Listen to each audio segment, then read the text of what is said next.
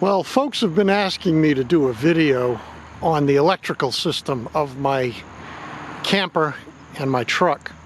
So I figured today's a good day to do it, since the last 3 days have been spent totally reconfiguring and adding a new solar controller to the trailer. I don't know how this wind is going to affect the video. I'm not really good at doing these videos, but here goes. Let's start at the beginning, and that would be in the engine compartment of the truck. And the first thing that I did is figured out a way to wire up the total power that's needed to go from the truck over to the camper. This is a 150 amp circuit breaker, so I can disable this very heavy gauge wire that's running right from the front to the back, and I'll explain where that goes in a moment. I also added a very high amperage Anderson connector to the front of the truck. I can plug in a winch, jumper cables, a compressor, all kinds of things here. I added a front mounted receiver hitch to the truck where the winch is installed. I can't take that thing out with one hand. But anyways, it's a receiver hitch on the front of the truck where I install a winch, which is run off of this Anderson connector here under the hood. This circuit breaker simply wires to the battery, positive and negative, and I'll explain how that works in a moment. And that heavy gauge wire runs all the way to the back of the truck. Now in the back of the truck, and I have a workman's cap on this truck, I built a compartment inside that houses everything. I did have all this mounted in its own battery box that I kept in the back of the truck, but it was getting trashed by dust and dirt and everything else under the sun. So I reinforced this area of the side box, and I completely sealed it all the way around so that it is totally dust and waterproof.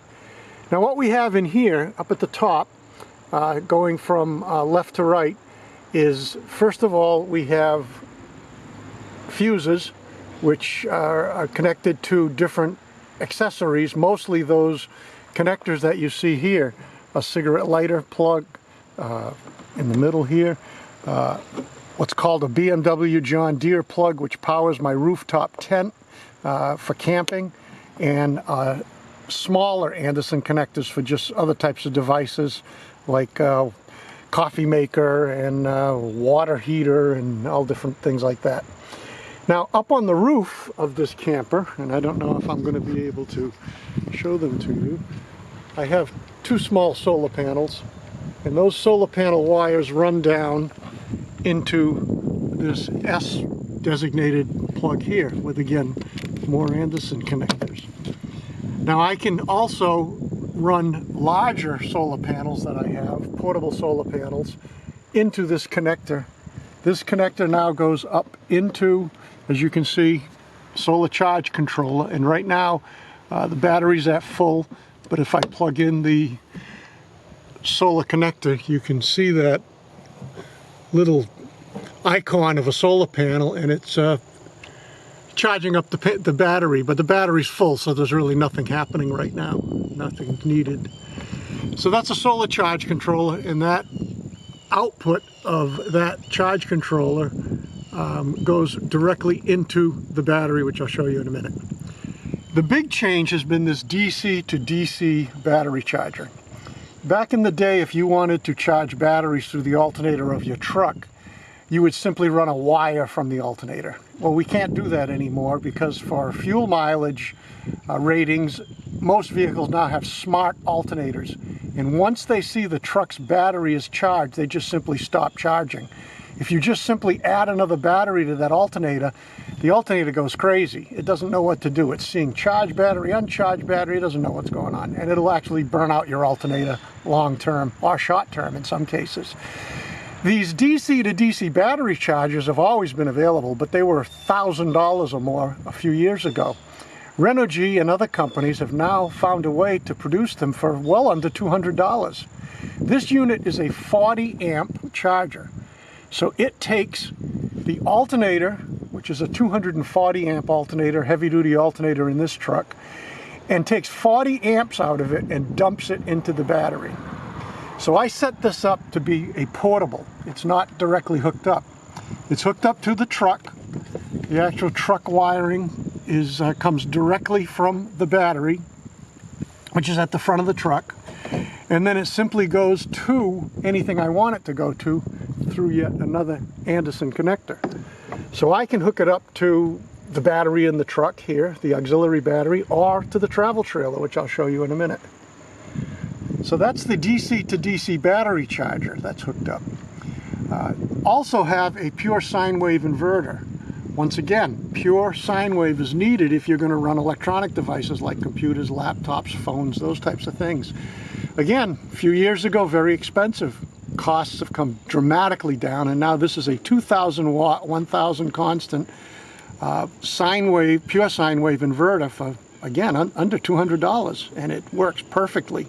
I can run drills, saws, a television if I wanted to, movie projector, anything like that off of this pure sine wave. Now, to keep this compartment dust free, I added a portal on the side, and to output from that contraption you just saw, this is a water and dust proof portal. Right now I currently have the solar charge controller charging up my auxiliary battery. My grandson and I are going down to Virginia in a couple of days, and we'll be using the rooftop tent. We're not taking the trailer, and I want a full charge battery to run the refrigerator and other things that we bring with us. Now, I could also run a large extension cord that I made out of this same 4-gauge wire all the way to the travel trailer and charge the batteries in the travel trailer. So let's take a look at that. In the travel trailer, and this has all just been redone within the last couple of days, I have two AGM 105 amp batteries. These are amazing batteries. They're available at Sam's Club for about $180 a piece. It simply can't be beat. These batteries are 7 years old, and they're still performing 100%. And that's because they're being charged properly and they're being used properly. You never ever want the batteries to be used below 50% of their capability in amp hours. And this is the main reason why most people destroy their batteries. They do not have a proper battery monitoring system, and they let the batteries go down below 50%. Some people are simply reading voltage. That's not accurate. You need to read amp hours in and amp hours out. And I'll explain that and show you that later. I was using circuit breakers in this box. They never tripped. They never failed, but I didn't trust them. They're Chinese goods. A lot of people are complaining that they're false alarming or they're not tripping when needed, so that scared me. So yesterday I replaced everything with actual fuses. One of the things I had to do is I had to create an actual bus bar to tie them together, and to also tie them to what I refer to as a dead man switch, which, should anything go wrong with the electrical system, just simply turning this switch will shut everything off. Everything is disconnected from the batteries forward. Very important that you have some type of a dead man switch when you're dealing with this type of amperage.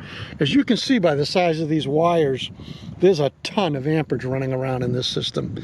If your system doesn't have heavy wires like this and you're running them long distances, you're losing an enormous lot of energy, which is not good. Now, if you remember, I said I could hook up my truck's DC to DC charger into the trailer. Well, how do we do that? I mounted this Pelican case, or Pelican case knockoff from Harbor Freight, onto the front of the truck, and I built a system inside which has two Anderson connectors. One of them goes directly to the battery system through a battery monitoring system, which I'll show you. And the other one goes into that solar charge controller, this Renogy Wanderer.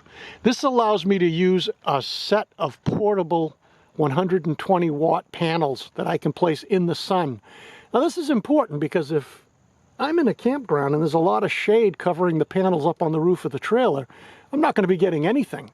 So this allows me to have portable panels with a 75-foot extension cord I built, and I can put the portable panels out in the sun and keep the batteries charged. There's a fuse here. That fuse is for the front mounted jack on the trailer. And that's just a fuse in case this jack overloads, this tongue jack. And it was just convenient to hook it up through this part of the system rather than going into the main system. As you can see right now, I do not have a solar panel hooked up to this solar charge controller, so it's nothing's happening. But this box allows everything to be absolutely airtight, watertight, yet easily convenient to hook up. Now over here is the main control system.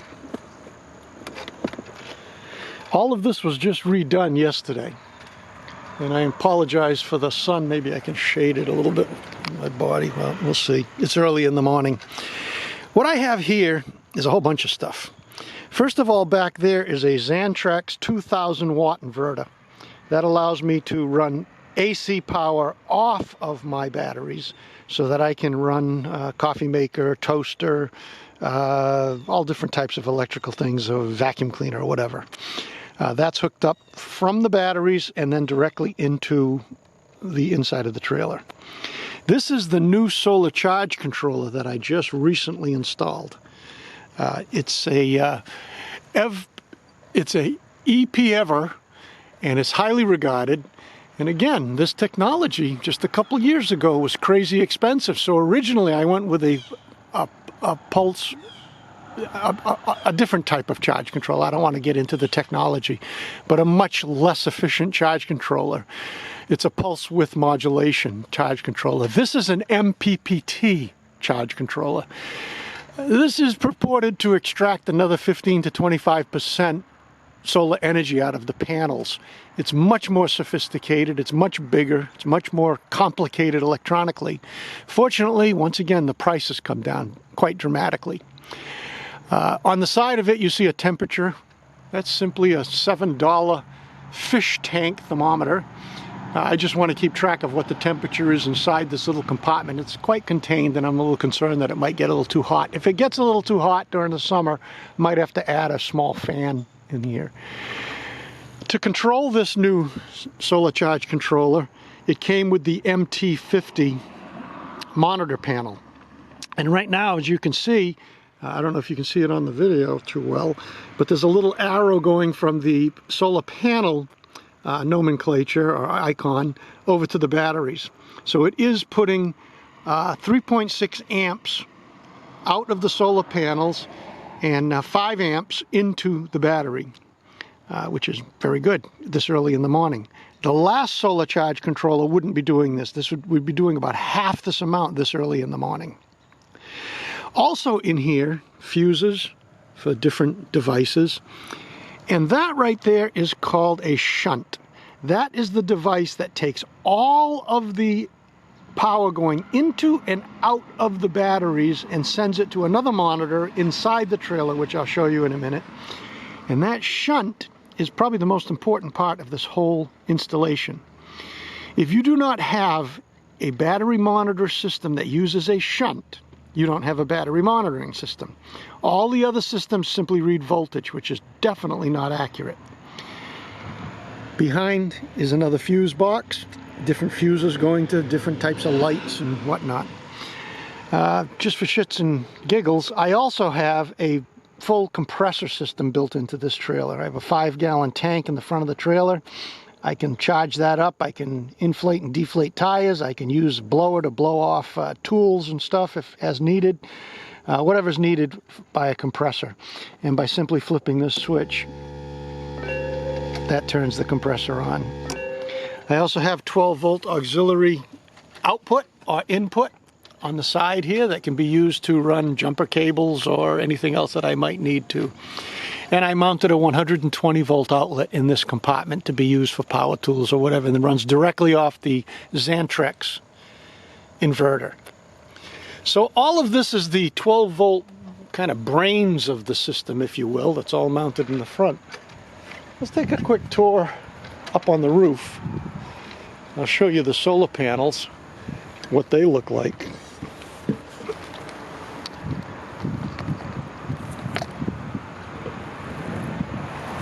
So up on the roof, I have 3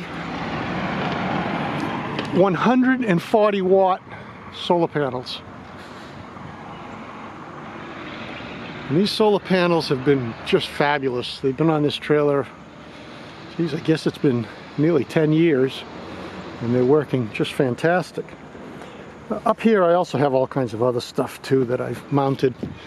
I've got a small solar panel for another battery that I have in the trailer, which simply activates the power tailgate. This is a toy hauler, and it has a tailgate that opens up to allow me to put a motorcycle inside, or canoes or whatever. From a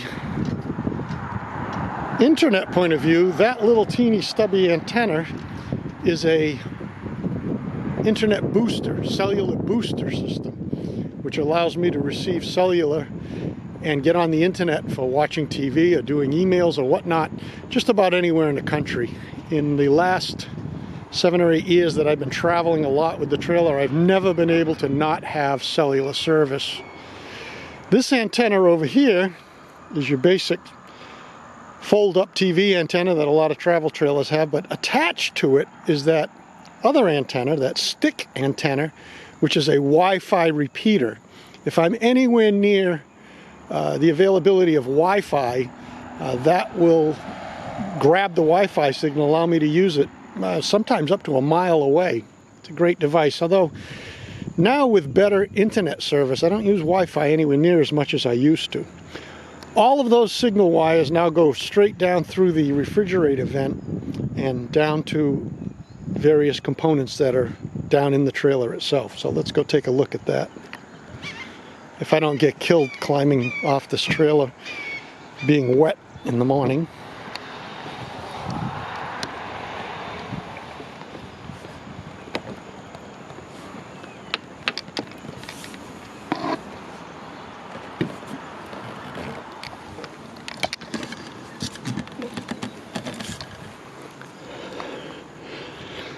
So into the trailer.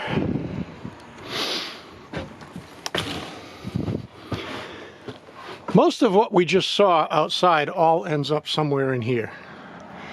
What you're seeing here is the little control panel that I built. I actually built this a couple of years ago.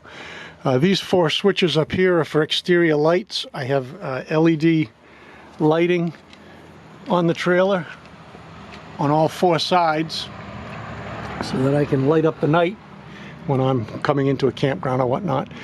This is the Xantrex inverter on-off switch. I can remotely turn the inverter on and off. Now this is your standard travel trailer, water pump, water heater, gray, black, fresh, and battery. Now the interesting thing about battery is if I push this battery, obviously it's showing my battery is full. The battery can be down quite a bit and it can still show full on most of these panels. They are just not accurate. What you need is something like this. This is the Xantrex 2030. This device is hooked up to that shunt in the front of the trailer, and this device shows you everything. It shows you amperage at this point, and right now 4 amps is going into the batteries. It also shows you my battery percentage. My batteries are at 97%. Now if in another less than an hour they'll be up to 100%, but the batteries are at 97%. And it also shows voltage, which is at 14.6. Now, 14 people, oh, it's a 12-volt system. Now, 12-volt systems are not 12 volts. 12-volt systems are actually around 13.5 volts. But when you're first charging the batteries, what's called bulk charging, depending on the battery, and AGM batteries require about 14.5 volts. Now, there's different, all batteries are different. You have to read what the manufacturer says. But usually there's 4 stages of charging. There's heavy-duty bulk charging at first, and then there's another charge cycle that drops the voltage a little bit, and then there's another charge cycle that drops it some more, and then for the last couple of amps that the batteries need, it drops it even more, and then it maintains it. And depending on the battery, these voltages would be adjusted at the solar charge controller or on your controller, your AC controller. All these trailers, also, by the way, up above those 3 meters, The bottom one is voltage. The other two is if I was hooked into shore power or AC power. One reads cycles, 60 cycles, and the other one reads AC voltage. Currently I'm not hooked up to power. So that's the power control panel. That also works in conjunction with the main panel, your basic circuit breaker panel and your fuses for your 12-volt system, which is wired into everything in the trailer. So those two areas work in conjunction with each other. So as far as communication is concerned, I'm kind of a news nut. I love watching TV while I'm traveling. So I built this entertainment center over here on the corner of the trailer. I have two Insignia flat panel TVs, one here and one in the bedroom. These TVs actually run on 12-volt wall watts. Those are those big black boxes that are on a piece of wire that you plug into the wall, and then there's a small wire that